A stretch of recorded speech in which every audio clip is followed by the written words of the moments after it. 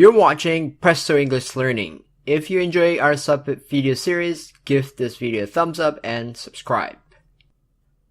Hi guys, we're back with another CELPIP video, and this is gonna be touching on speaking task 4, making a prediction. Thankfully, Sam is here with me again. Hi Sam! Hi Marcus. You made me worried because you didn't answer my calls. I was busy. I thought you didn't want to come anymore. So, I need your help one more time. Yeah, but I forgot what I should do. Well, last time you were looking at a picture and then you tried to describe what you saw. Yeah, that's right. You mentioned that. This is connected to that practice that we did. Instead of describing the picture, you will be asked to predict what might happen. Okay. Okay, are you ready? I think so. All right. Okay. So let's start right now. Here's the picture.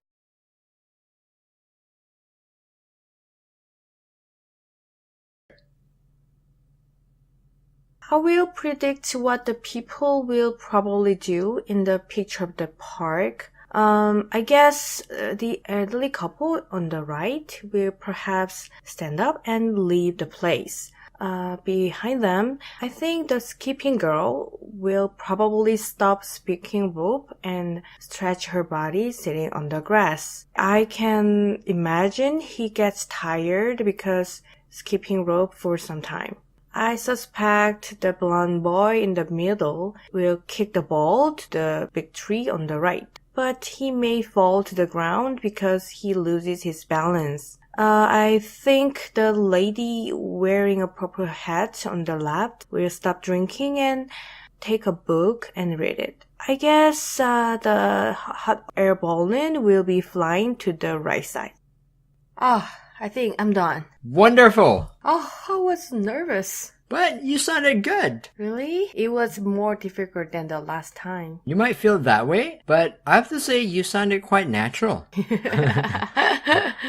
Okay, let's move on. Move on to my feedback? Yes. Okay, so this time I've typed up your answers again so that we can have a look together on how we can improve or fix some of the sentences that are maybe not perfect. Alright. Let's start with the opening. You mentioned, I will predict what the people will probably do in the picture of the park. How was it? I don't see any problem with it. Okay. You can definitely say something like that.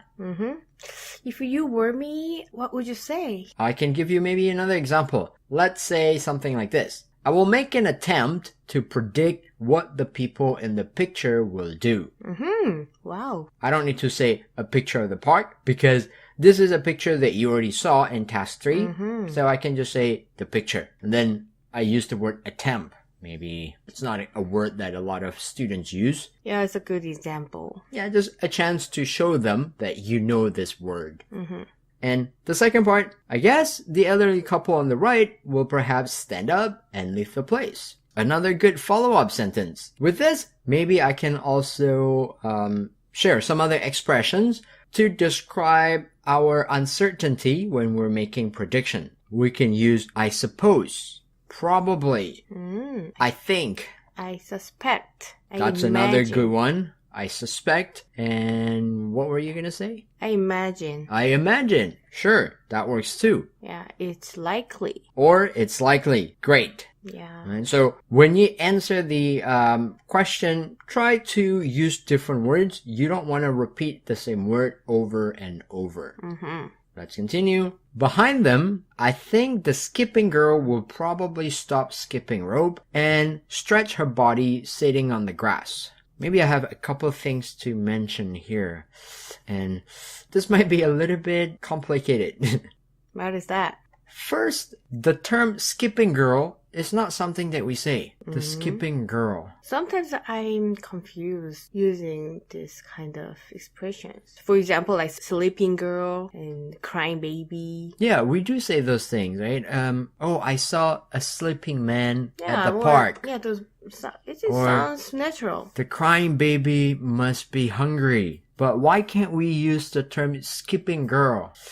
That's a good question, and I don't know if I have the answer for this, but if I can guess, and if I can make an attempt to think of the explanation, maybe the action of skipping is something that uses a tool. So it's not just using your body, but you have to have the jump rope. So using tools, that means using the rope. Yeah, it's something that involves another object. In that case, maybe we don't use an ing form as an adjective. So can you give me more examples? Like, for example, we don't say a fishing man, because when you go fishing, you need fishing pole. So it requires a tool. Sounds unnatural. Right. On the other hand, let's use a baby again. If I say a crawling baby, to crawl, the baby just needs his arms and his legs. What about smiling girl? The same thing, a smiling girl. Without a tool. Yeah, she just needs to use her lips, move the lips, and move the muscles, and that's all.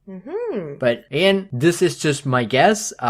I don't have a grammar book in front of me, so based on my hunch, that would be the reason why skipping girl sounds strange, but a sleeping man, a sleeping girl is okay. So moving on to the second clause, she's stretching her body sitting on the grass. You want to switch the order again because sitting on the grass is like the longer action. Oh. That will make the clause becomes sit on the grass, stretching. Right? Altogether, behind them, I think the girl who is skipping, instead of skipping girl, will probably stop and sit on the grass, stretching. Okay, what about the next sentence? I can't imagine she gets tired because skipping rope for some time. Maybe because you're speaking, you were just rushing and made this little error. At the same time, when you use because, remember, you need to use a clause. Oh, so because of? Sure. So because of will be okay. Because of skipping rope. But if you use because she has been skipping rope for some time. So I can change the sentence to, I can't imagine she gets tired after skipping rope for some time. Alright. The next part, I suspect the blonde boy in the middle will kick the ball to the big tree on the right. Excellent. I have nothing to say here.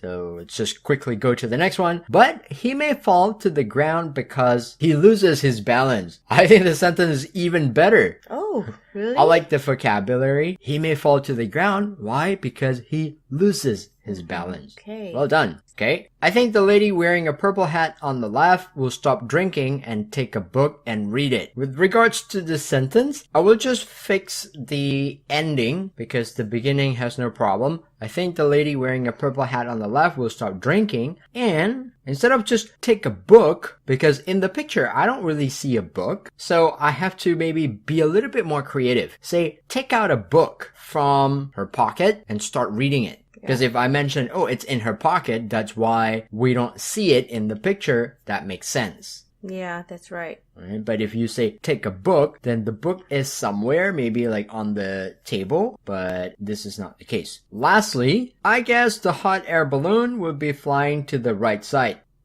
It sounds fine to me. If I may, I can give you another example. You can say, I guess the hot air balloon will slowly move to the right side. And maybe you can follow up that sentence with the reason. Why? Since the wind seems to be blowing towards that direction based on the smoke that's coming out of the chimney.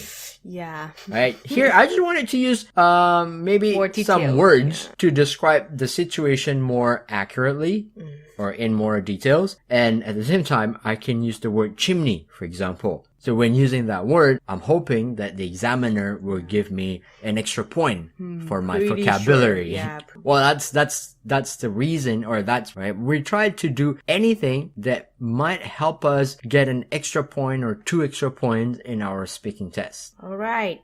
So great job again. I think I didn't have to do much this time. You made my job very easy. If you have time, I'm gonna give you another exercise on speaking task 5. Okay, sounds beautiful. Great. I'm happy that you are excited. I am. I really am.